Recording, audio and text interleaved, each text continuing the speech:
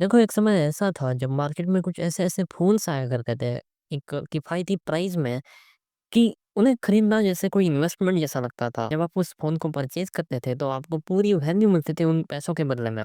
और ये phone cheap segment में हुआ करते थे। 5,000, 10,000, 15,000 में ऐसे-ऐसे फ़ोन्स आया करते थे कि आप उन्हें परचेज़ करोगे तो आप लगभग सभी सेगमेंट के फीचर्स यूज़ कर पाओगे उस फ़ोन में। आपको ज़रूरी नहीं कि आप कोई महँगा फ़ोन ही खरीदो किसी पर्टिकुलर फीचर के लिए।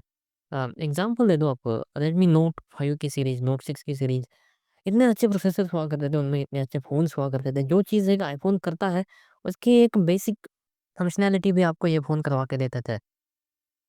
बट आज सिचुएशन बदल चुकी है। आज जो चीप सेगमेंट है फ़ोन्स का, जो चीप फ़ोन्स आता है, उनमें और जो मिड रेंजर्स आते हैं उनमें और जो फ्लैगशिप आती है, फ्लैगशिप डिवाइस का सेगमेंट आता है उनमें, बहुत ज़्यादा डिफरेंसेस बन चुके हैं। चीप स्मार्टफ़ोन जो चीप सेगमेंट है फ़ोन्स का, उनमें इतने घटिया किस्म के फ़ोन आ रहे हैं जिन्हें खरीदना पैसों की बर्बादी है, साफ-साफ पैसों की बर्बादी। और इसीलिए आज बहुत सारे यूट्यूबर्स जो कि पहले कहा करते थे कि uh, guys don't waste your money on expensive devices, expensive phones, iPhones बेकार में मत खरीदो, 15,000 10,000 के फ़ोन में आपके काम हो जाएँगे। आज वही यूट्यूबर्स साफ-साफ बता रहे हैं कि चीप फ़ोन्स बाय मत करना। चीप फ़ोन्स खरीदने से पहले कुछ चीज़ों का ध्यान ज़रूर रखना और वो चीज़ें क्या होगी, जानेंगे इस वीडियो में।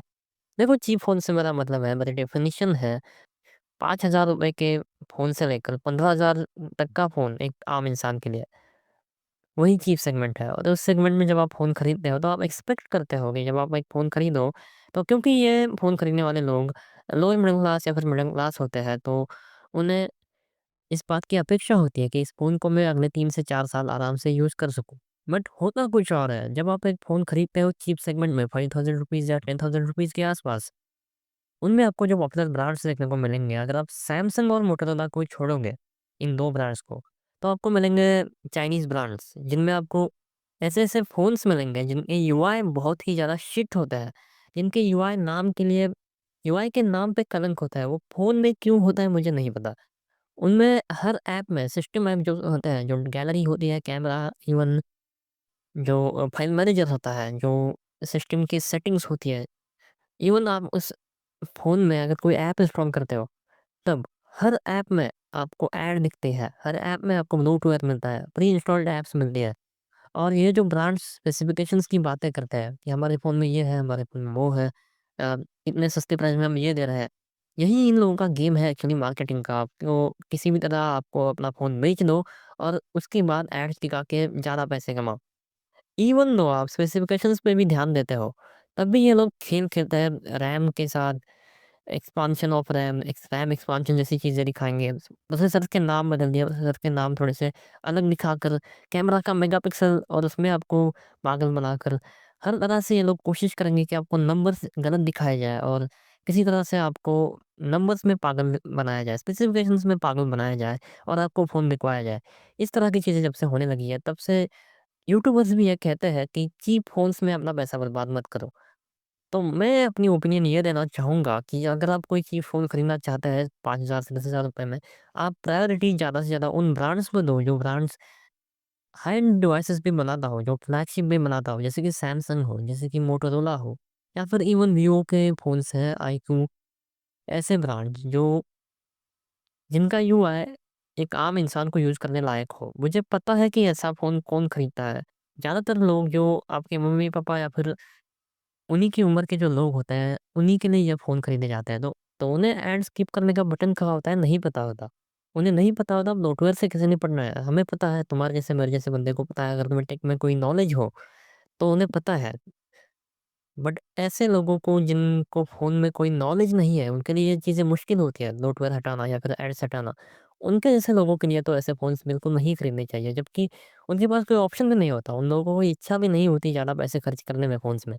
तो जब भी आप ऐसे फ़ोन्स खरीदना चाहते हो इस तरह के लोगों के लिए, मान लो अपने मम्मी-पापा के लिए आपको फ़ोन खरीदना है किसी के लिए, तो आपको इस बात की तरफ ध्यान देनी होगी कि उस फ़ोन का यूआई कैसा है, उस फ़ोन का यूज़र इंटरफ़ेस कैसा है, बाकी सब छोड़ दो।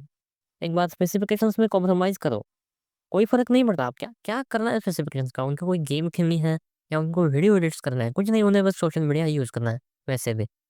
तो जब भी आप इस सेगमेंट के फ़ोन खरीदोगे किसी ऐसे इंसान के लिए जो फ़ोन को नॉर्मल यूज़ के लिए यूज़ करता है, तो सबसे ज़्यादा फ़ोकस आपका होना चाहिए उसकी ब्रांड वैल्यू पे, उस फ़ोन को कौन-सा ब्रांड बेच रहा है। इवन जो चाइनीज़ फ़ोन्स होता है, वो लोग मशहूर है अपना डेटा लीक कराने के लिए, प्राइवेट डेटा लीक कराने के लिए।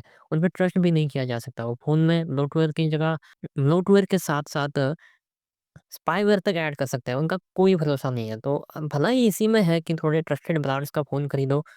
हाँ, स्पेसिफ़िकेशन के साथ थोड़ा-सा कॉम्प्रोमाइज़ करना पड़ सकता है, बट स्पेसिफ़िकेशंस का क्या अचार डालोगे जब आपका प्राइवेट डेटा लीक हो जाएगा, जब आपके फ़ोन में ब्लोटवेयर भरेंगे, स्पाईवेयर्स भरेंगे, तब क्या करोगे?